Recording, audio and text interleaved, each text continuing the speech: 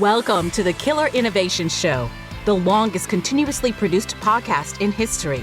Each week, Phil McKinney brings you the insights and strategies to amplify your creativity and innovation skills. Here's your host, Phil McKinney. Have you ever watched poker players? I don't know whether you watch poker on TV or you've gone through a casino and you've watched, or maybe you play poker yourself. If you look at the professional poker players, the ones that are making the big bets versus ones like me, I'm an amateur, it is actually quite easy to tell the difference. The difference is that amateur poker players will actually play about 50% of their hands. And that is really signaling that they have no strategy. They're just in there playing, and hopefully they get one.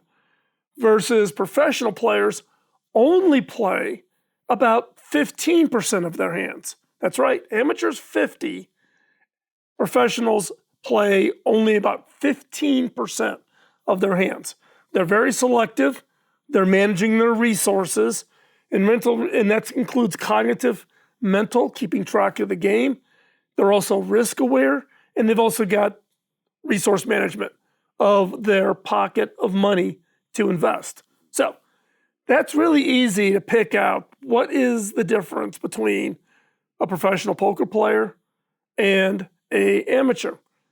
The same applies to innovation. You can look at professional innovators and amateur innovators and quickly tell the difference.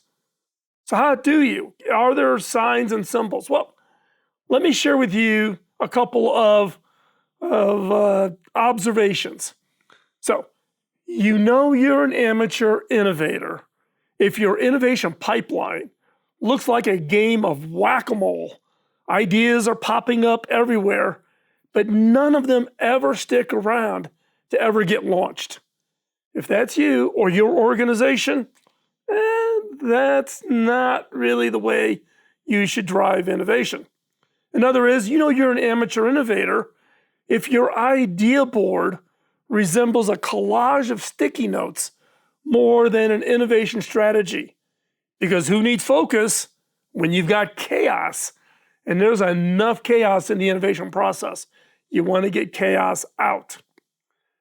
Another one, you know you're an amateur innovator if your motto is ready, fire, aim. And you find yourself constantly running around and cleaning up the collateral damage from your innovation projects. Another is, you know you're an amateur innovator if you regularly try to boil the ocean, believing that multitasking and spreading yourself way too thin is an Olympic sport. And then another one is, you know you're an amateur innovator if your risk assessment involves crossing your fingers and hoping for the best because a detailed analysis is for the birds, right? Can't waste your time on doing the strategy. So, how many of those have you experienced?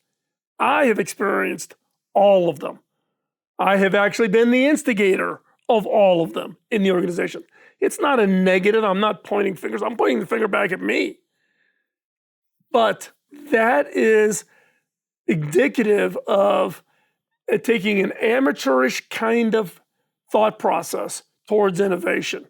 So what are the traits of professional innovators, or what I'm calling professional innovators? One is a professional innovator has a strategic thinking mindset. They have a strategy. They have an innovation vision. They establish and think about that long and hard up front, and then begin driving innovation activities. A professional prioritizes and selects high potential projects. If you're selecting half your projects to start working on, like an amateur poker player, switch to being the professional poker player when it comes to innovation and look at 10 to 15%. Conserve your mental cognitive load, but also your resources, people, time, and money. So prioritize, select high potential projects. The other is effective resource management. Look, you will never have all of the people, time, and money you would want. So you have to manage it. Professional innovators, we want to be creative. We want to be in there. We want to have hands-on projects. But as a leader, you need to be managing effective resources. You got to look at that and manage it. Look, I would love to be more active in projects. I'm not in my role as a CEO. I don't get to put my hands on the projects as much as I used to. And yes, it's frustrating, but I've chosen the role I'm in order to make it so that the rest of my team can be highly innovative and execute. And last, innovation professionals, they are risk aware, not risk averse. Risk averse is you're trying to avoid risk. You're trying to minimize risk. Risk aware is you're aware of the risk and you have plans in place to be able to handle that risk. If something should go wrong, what's plan B? What's plan C? What's plan D? You're fully risk aware and you manage accordingly. So are there some actionable steps you can take for elevating your professionalism as an innovator? Yes. One is hone your strategic planning skills. This is not project management. This isn't building Gantt charts. This is strategic planning, thinking about scenarios of the future, thinking about all kinds of things that could impact the strategy and execution of your organization and translating that into your innovation strategic planning.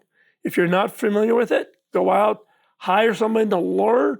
There's courses out there that you can take, but hone your strategic planning skills and in particular, your innovation strategic planning skills. Second is set clear and achievable goals. Get alignment on what constitutes success. What is the objective of your innovation efforts? Get that clear across the entire organization. Three is prioritize important over urgent tasks. Don't get sucked into the urgent. The best way to do this is what I call the Eisenhower matrix. I've done a podcast over that, so you can actually head over to killerinnovations.com.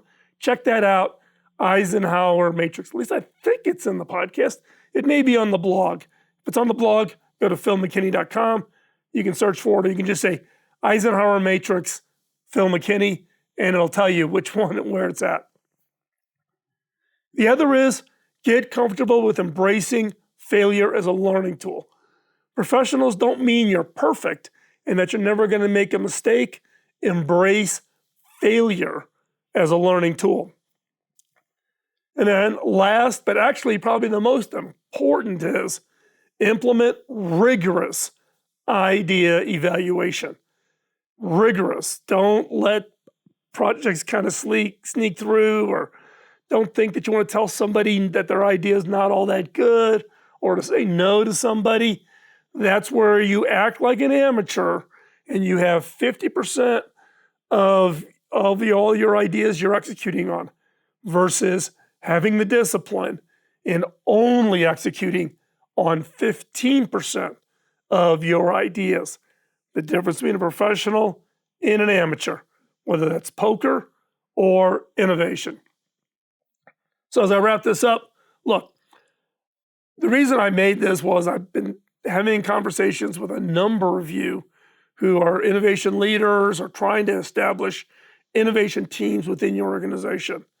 And when I hear about the things that you're experiencing, they all tend to be more on the amateur end. And look, it's easy to slide back, to be backslid into an amateur because the intensity of the activities, the amount of things that you have going on. So you need to constantly check yourself and raise that professional effort within your innovation efforts.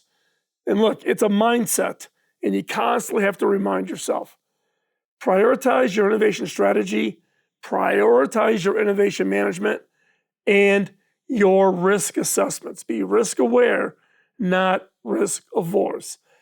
Look, anyone can innovate. you want to be a professional. So that's it for this week. We'll be back soon with another show. Don't forget to subscribe. Give us some feedback. If there's topics you're interested in hearing or more topics like ones we've done before, drop me a note, post in the comments, send me a message via social, however you want to find us. And with that, work on your ideas, raise the bar. We all are in that amateur category. We are all constantly striving to be innovation professionals. Work on it each and every day. And take your ideas and go change the world. Bye-bye. Podcasting nonstop since 2005, this has been the Killer Innovation Show on the Innovators Network.